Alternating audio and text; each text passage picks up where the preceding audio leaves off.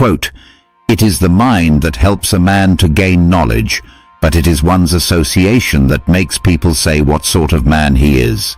Meaning of the quote. This quote emphasizes two key forces that shape a person. The mind is the tool for learning, growth, and intellectual development. But it is the company one keeps, friends, companions, environment, that defines one's character in the eyes of others. In essence, your internal development is important, but the people you surround yourself with greatly influence how you're perceived, and often who you become. Spiritual perspective.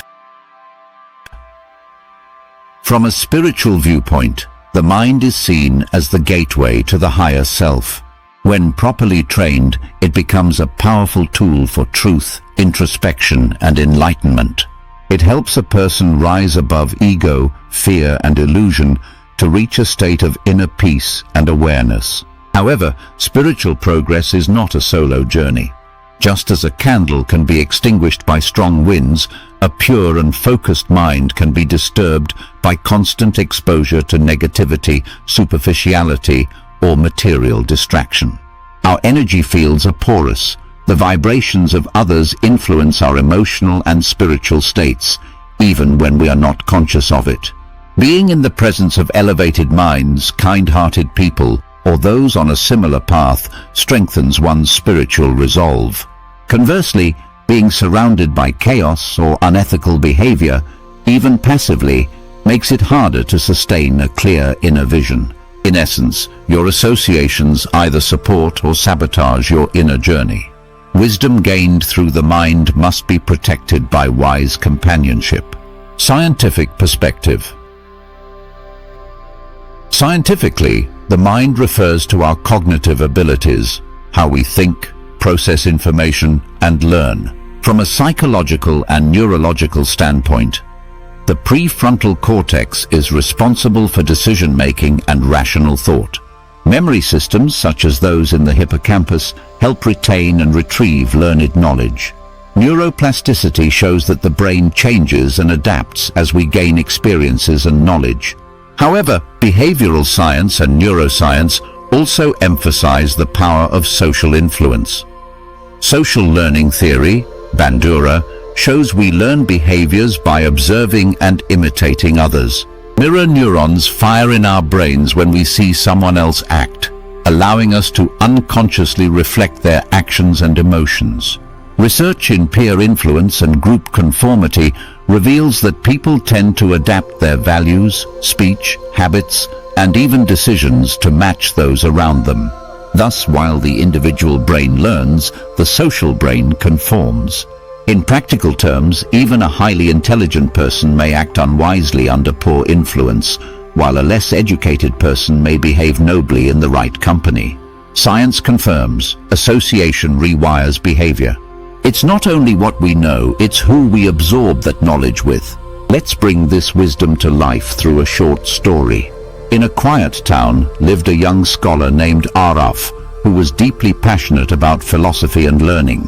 He spent his days in the local library, reading, reflecting, and writing thoughtful essays on ethics, compassion, and the mysteries of the mind.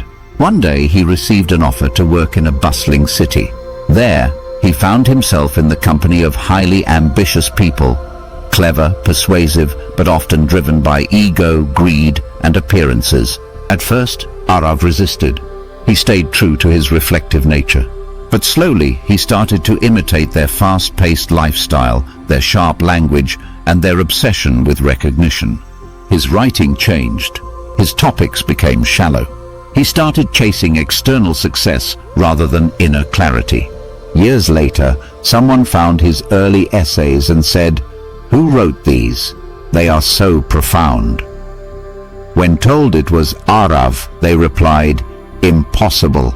That man only talks about status and wealth now." Arav overheard the conversation. It hit him hard.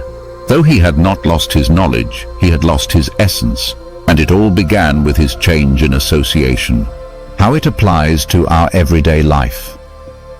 This quote offers deep insight into how we live and grow every day. 1. Choose your company. subconsciously, you become the average of the people you spend the most time with. Whether it's friends, colleagues, or mentors, their thoughts, behaviors, and values seep into your own. Spend time with people who elevate your thinking, not those who drain your energy or distract your purpose. 2. Balance. Inner growth with external awareness. Learning, reading, and self-improvement are crucial, but they're not enough. If your environment constantly contradicts your values, you'll struggle to apply what you learn. Surround yourself with people and situations that reflect the person you want to become. 3. Guard your reputation. Fair or not, people judge you by the company you keep. If your friends are known for dishonesty, arrogance, or laziness, others may assume you are the same. This affects opportunities, trust, and respect. 4. Practice discernment. Be open-hearted, but also discerning. Not everyone deserves access to your mind and time. Respect yourself enough to walk away from toxic company, even if it's familiar. 5. Use association for growth. Great company doesn't just protect you from decline, it accelerates your growth. When you're with people who are kind, curious, driven, or mindful, you rise naturally. Your mind becomes sharper, your heart more open, your life more aligned. This quote is a powerful reminder that knowledge is not enough. What truly shapes our character and how the world sees us is who we choose to journey with. A sharp mind builds understanding, but it is the company we keep that shapes our destiny. Thank you for joining this exploration of wisdom. If this message resonated with you, like, share, and subscribe for more insights into timeless truths.